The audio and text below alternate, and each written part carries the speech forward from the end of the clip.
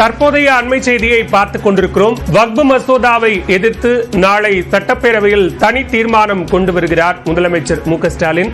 இது தொடர்பான கூடுதல் விவரங்களோடு இணைகிறார் சிறப்பு செய்தியாளர் அபினேஷ். விவரங்கள். நாளை தமிழ்நாடு சட்டப்பேரவையில மத்திய அரசு அமல்படுத்த இருக்கக்கூடிய வக்பு வாரிய திருத்த மசோதாவை கண்டித்து தமிழ்நாடு சட்டப்பேரவையில முதலமைச்சர் மு.க.ஸ்டாலின் தனி தீர்மானத்தை நாளை முன்மொழியிருக்கிறார்.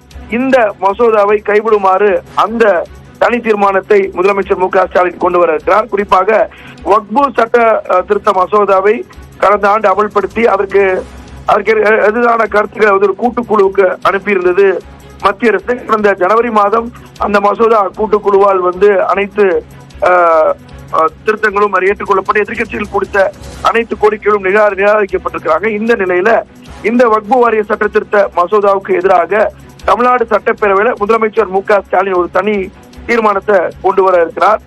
அந்த மசோதாவை கைவிடுமாறு மத்திய அரசை வலியுறுத்தி நாளை இதனை முதலமைச்சர் மு.க.ஸ்டாலின் பேரவையில கொண்டு வர இருக்கிறார். இது காலை 9:30 மணிக்கு பேரவை தொடங்கியவுடன் வினாக்கள் விடைகள் நேரத்திற்கு பிறகு நேரமில்லா நேரத்தில் இந்த வக்பு சட்ட திருத்தத்துக்கு எதிரான தீர்மானத்தை முதலமைச்சர் நாளைக்கு பேரவையில முன்மொழியிருக்கிறார். பாலவேல்.